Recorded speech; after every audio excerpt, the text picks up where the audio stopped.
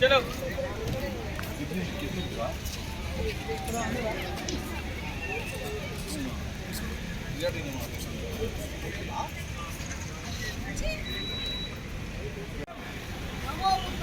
नमो बुद्धाय।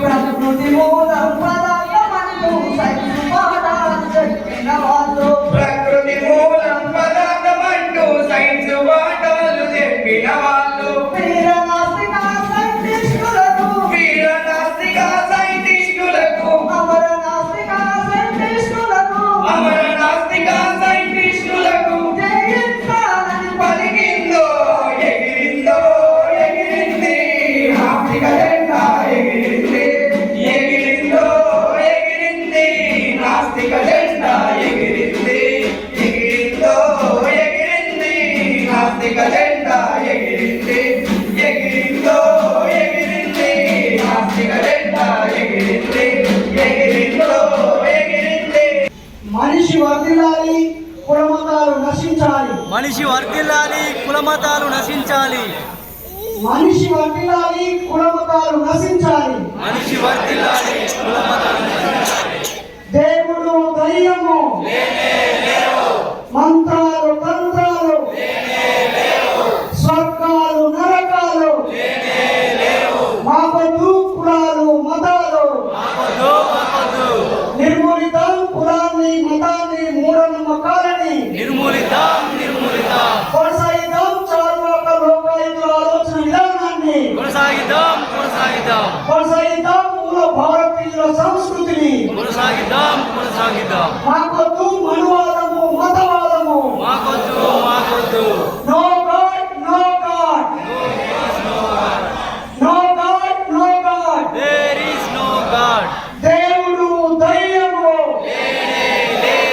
దేవుడు దయ్యము.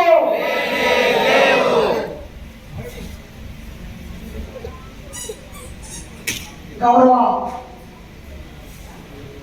నా కుటుంబ సభ్యులకి మన ఆలోచన పట్ల మన పట్ల ప్రేమతో ఈ కార్యక్రమానికి ముఖ్య అతిథిగా విచ్చేసిన ఉభయ గోదావరి జిల్లాల ఉపాధ్యాయ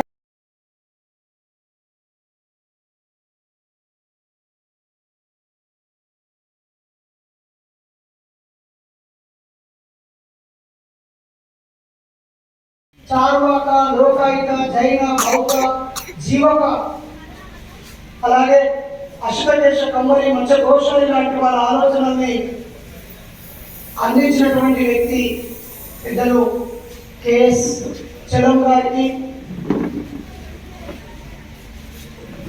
వేదిక మీద ఉన్నటువంటి అరుదైన సముదాయం, ఒకరు రచయిత, ఒకరు గాయకులు, ఒకరు నాయకులు, ఒకరు బౌద్ధమే జీవితంగా ఉండేటువంటి భర్తీజీ గారు, ఇలా ఒక వైవిధ్యమైనటువంటి సముదాయాన్ని మీ ముందు సమకూర్చగలిగాము. ఒక్కొక్కరు ఒక్కొక్క రంగంలో నిష్ణాతులు. ఇదే రోజులో నవంబర్ 26 పోయిన సంవత్సరము ఇక్కడే భారత రాజ్యాంగంపై ప్రసంగించడం జరిగింది.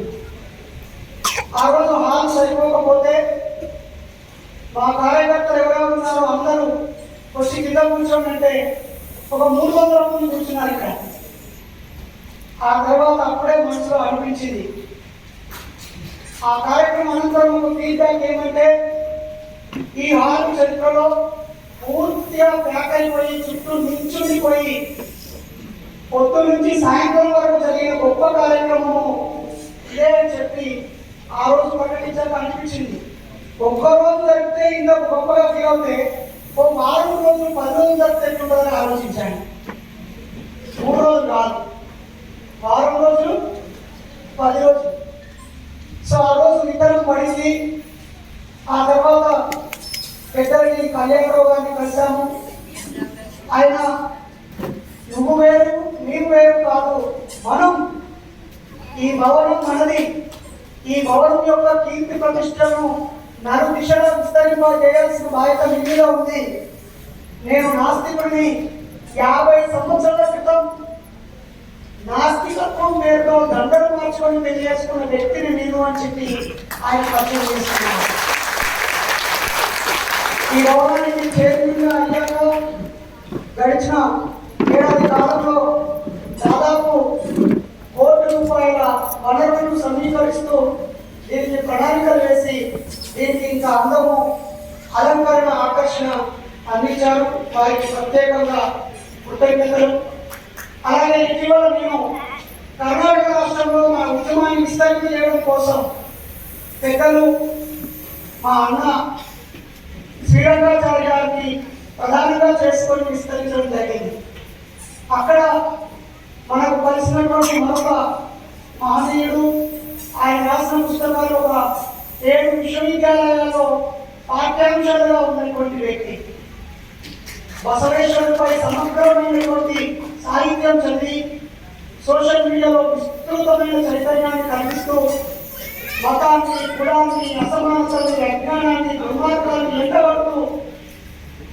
వర్గాలని ఆలోచింపజేసుకునేటువంటి ఒక అరుదైన వక్త. నేను శ్రీనివాసపురం డ్యాంలో ఒక పెళ్లి చేయడానికి బెస్ట్గా సమన్వయకర్తగా వెళ్ళినప్పుడు ఆయన ప్రసంగం విన్నాను. తెలుగులో చాలా బాగా మాట్లాడారు. ఈయన ఎప్పుడైనా మా రాష్ట్రం పిలుచుకోవాలి అని నాకు ఆ రోజే మనసులో కలిగింది. అప్పుడే రంగన్న అప్పుడే చెప్పాం, తప్పకుండా వస్తారు, మనం ముందుగా చెప్పాలి అన్నారు. అలా వచ్చారు. ముంబైలో మన వాళ్ళందరినీ కోఆర్డినేట్ చేస్తూ, మరీ ముఖ్యంగా బీసీలను ఏకం చేస్తూ, రైల్వేలో వేలాది మందిని కూడగడుతూ, మూలవాసుల చరిత్రలను అందిస్తూ విస్తృతమైన ప్రయాణాలు చేస్తున్నటువంటి మరొక వ్యక్తి మన రామప్రసాద్ సార్. ముంబై నుంచి మన కోసం ఈ భావాన్ని మనమే ఎత్తుకోవాలి, మనమే నడిపించాలి. రాజకీయంగా వెళ్తే కొన్ని పరిమితులు ఉన్నాయి, కొన్ని ఒత్తిళ్లు ఉన్నాయి.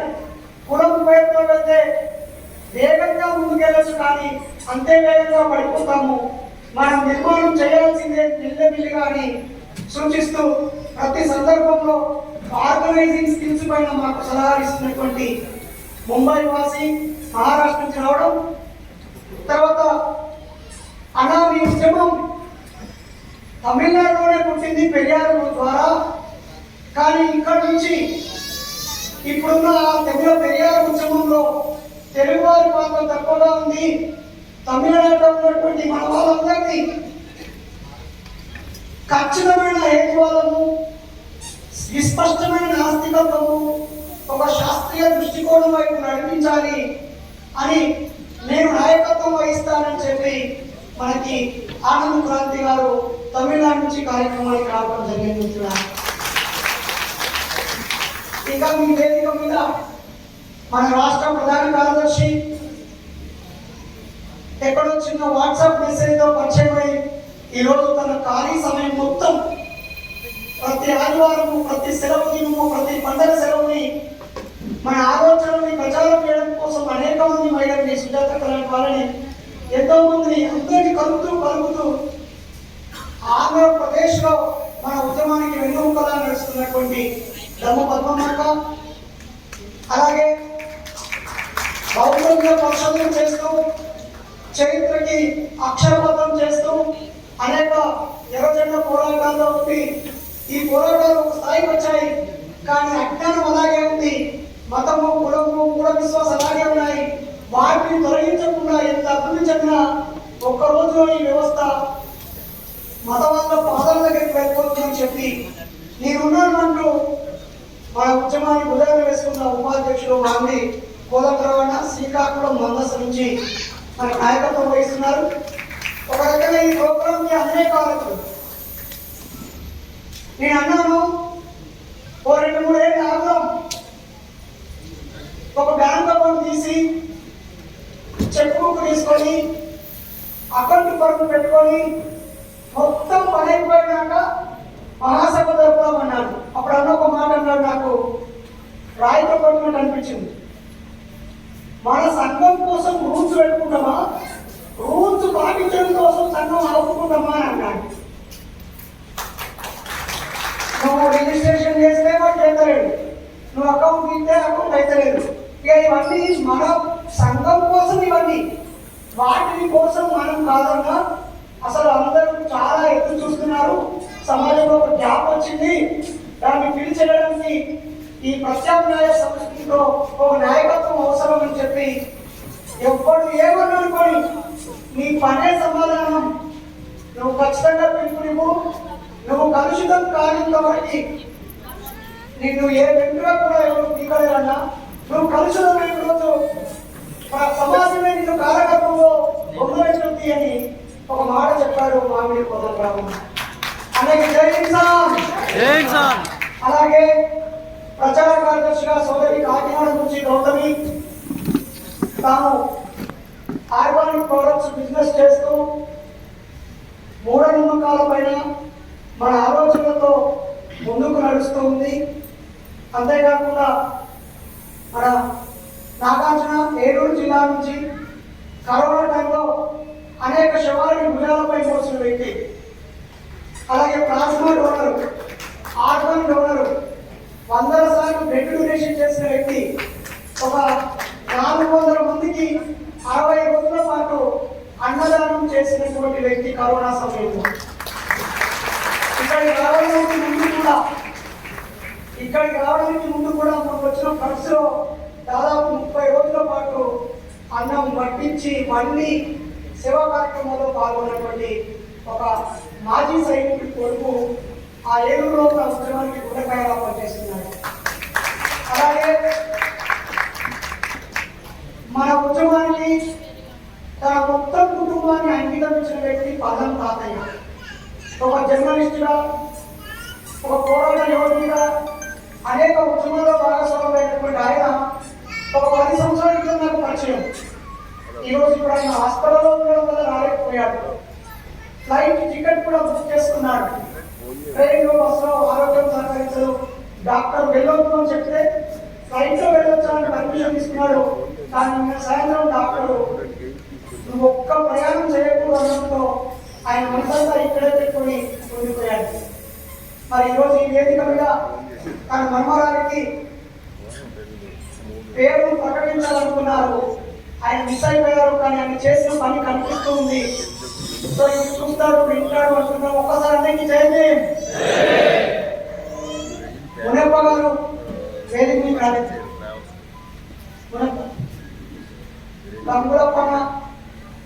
రఘులప్పన్న మునప్ప గారు చిత్తూరు నుంచి, అనంతపురం నుంచి వారిద్దరు నాయకులు ప్రయాణంలో ఉన్నారు. ఈ 7 మంది, నేను 9 మంది, అలాగే ఈ జిల్లా అధ్యక్షులు పెద్దలు తెంప మురళి గారిని వేదిక కావాలని కోరుతున్నాను. అలాగే విజయనగరం జిల్లా అధ్యక్షులు అన్న సుదర్శన్ కూడా వేదిక మీద కావాలని కోరుతున్నాను. అలాగే అనకాపల్లి జిల్లా గోల్కొండ శ్రీనివాస్ గారిని రావాలని కోరుతున్నాను. అల్లూరు సీతారామరాజు జిల్లా అధ్యక్షుడు రామగోపాల్ని కూడా వేదిక మీద కావాల్సిందిగా నేను కోరుతున్నాను. ఎందుకంటే ఉత్తరాంధ్ర జిల్లాలో అన్ని జిల్లాలో పూర్తి కమిటీలు వేసినటువంటి నాయకుడు. స్థానిక కమిటీలు బలంగా లేకుండా ఏ కార్యక్రమం సాధ్యం కాదు. సో ఇంతకుముందే చూసారు, ఒక 60 మంది జిల్లా అధ్యక్షులు వచ్చారు. వచ్చే మహాసభలు కేవలం జిల్లా కమిటీకి మాత్రమే పెడతాం. ఇది సందర్భంగా మాట్లాడుతున్నా. నేను చాలా సమావేశాలకు వెళ్తా ఉంటాను. ఏ సమావేశానికి వెళ్ళినా అక్కడ యువకులకు సంబంధించిన సమావేశం అయినప్పటికీ కూడా తెల్ల చుట్టూ వాళ్ళే కనబడుతున్నారు. 40 ఏళ్ళు దాటిన వాళ్ళే కనిపిస్తాను. దాన్ని ఇక్కడ నాకు సంతోషించదగ్గ విషయం ఏంటి అంటే అందరూ యువకులే.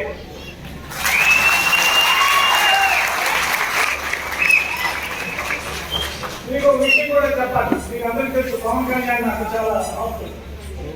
పవన్ కళ్యాణ్తో దిగేటప్పుడు కూడా ఇలాంటి గోళవే కనబడతాయి. ఇదేంటయ్యా వీళ్ళందరూ డిసిప్లిన్ తిరిగారు కదా అంటే ఆవేశంగా ఉంటారు అన్నారు. అయితే మనం ఇక్కడ ఎందుకు సమావేశమయ్యాం? ఈ మూఢనమ్మకాలు అన్నటువంటి కులమయ మూఢనమ్మకానికి వ్యతిరేకంగా మాత్రమే కాదు, భారతదేశంలో జరిగినటువంటి మార్పుల్ని తెలుసుకోవాలి. ఎలా తెలుసుకుంటాము? గత 5000 సంవత్సరాలుగా, అంటే మీకు హరప్ప, సింధు నాగరికత గురించి తెలుసు కదా, అది 2500 అనుకుంటే ఈ 2000 సంవత్సరాలు కలిపి గత 5000 సంవత్సరాలుగా ఈ దేశానికి చెందినటువంటి ప్రజలు ఎవరైతే ఉన్నారో, మీరు మూలవాసులు అంటున్నారు కదా, మొదటి వాసు ఎవరైతే ఉన్నారో వాళ్ళు ఈ మొదటి వాసులు ఎలా జీవించగలిగారు? ఇది ప్రధానమైన సమస్య, ఇది ఒక తాత్వికమైన సమస్య.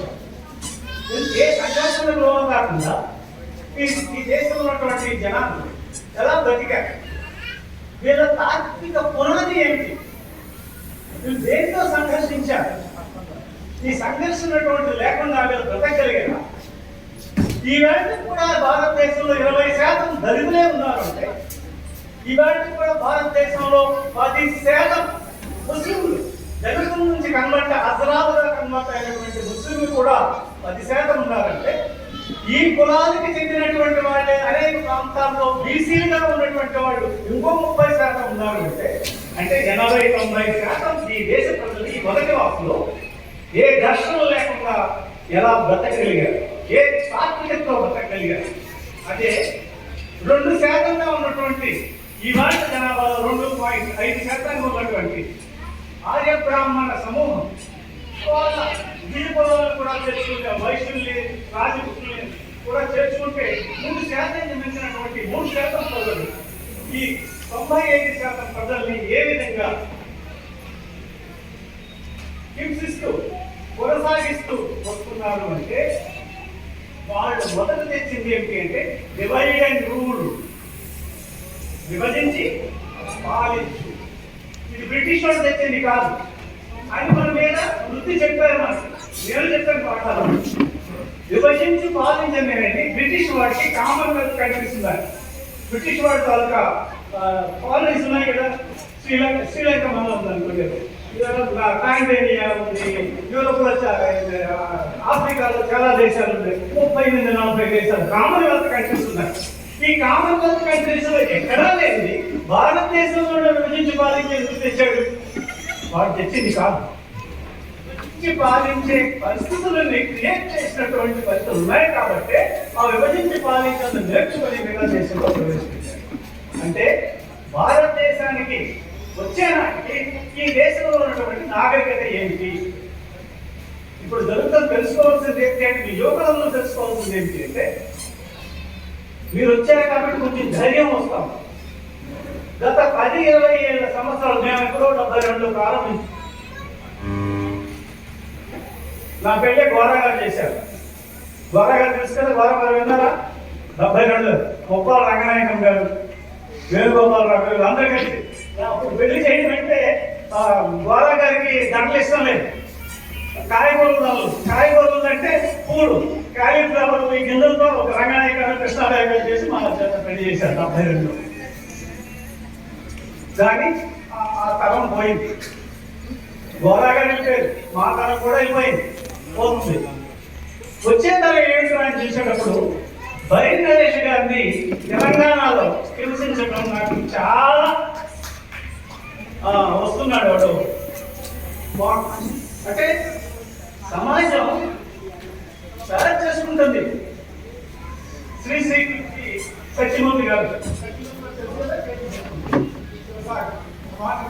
కాలం పడుతూ ఉంది, కాలం పడుతూ ఉంది.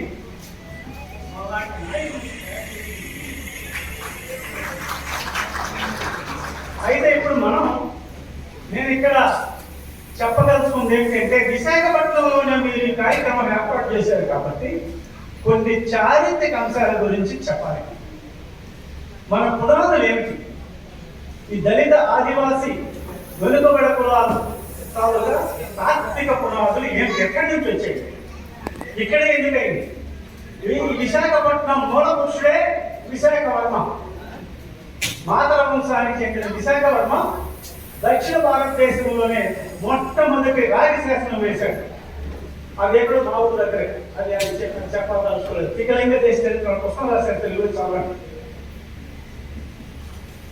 ఏం జరిగింది ఈ దేశం, ఏం జరిగింది అంటే, నిజానికి బుద్ధుడు కూడా మధ్యలో వచ్చాడు. బుద్ధుని మనం కొనసాగిస్తున్నాం. బుద్ధుడు తెచ్చింది. బుద్ధునికి ముందు నుంచే ఈ దేశంలో సింధు హరప్పా నాగరికత నుంచే ఈ దేశవాసులకి దేవుడు అనే వాడు ఎవరో తెలియదు. అక్కడ జరిగిన తవ్వకాల్లో ఎవరు దొరకలేదు. నిజానికి జరిగిన అన్యాయం ఏంటి అంటే, ప్రపంచంలో చాలా ఆర్య దేశాలు ఉన్నాయి. ఏవి ఆర్య దేశాలు మీకు చెప్తే సరదాగా నవ్వుకుంటారు. అబ్రహాం, ఇబ్రహీం, బ్రహ్మ. ఈ మూడు కూడా మధ్యధరా సముద్రానికి పెంచినటువంటి వాళ్ళే. అబ్రహాం, ఇబ్రహీం, బ్రహ్మ. వీళ్ళ భార్య పేరు సారా, సరస్వతి. అంటే వీళ్ళంతా కూడా మధ్యధరా ప్రాంతానికి, బాబిలోనియా అంతా కదా, ఇరాన్ ప్రాంతానికి చెందిన. జ్ఞానం ఎలా వస్తుంది? ఉపనిషత్తుల్లో, వేదాల్లో అన్నింటిలో కూడా ఏం చెప్పారంటే, ప్రత్యక్షం, అనుమానం, ఆప్తవాక్యం, శబ్దం, వీటి ద్వారా వచ్చే జ్ఞానం అనేది జ్ఞానం అని చెప్పారు. బుద్ధుడు ఏమన్నాడు? నేను దాన్ని నమ్మను. ఇప్పుడు బుద్ధుడు ద్వారా సిద్ధాంతం ఏదైతే ఉందో మన సిద్ధాంతం. ఏంటి సిద్ధాంతం? ప్రత్యక్షంగా అనుభవం ద్వారానే వచ్చిన జ్ఞానమే జ్ఞానం. నువ్వు వాస్తవం కావచ్చు, ఎవడైనా కావచ్చు. ప్రత్యక్ష అనుభవం ద్వారా వచ్చినటువంటి జ్ఞానమే అసలైనటువంటి జ్ఞానము. అదే సత్యం. అనుమానం ఏదైనా పొగ వచ్చింది, దానికి కారణం ఏమై ఉంటుంది అని ప్రశ్నిస్తూ దానికి నిలుపు కారణమైంది అని అనుభవం కదా. ఇది రెండింటినే చెప్పాడు. ఇంకా చాలా వచ్చాయి. చాలా కారణం ఏంటంటే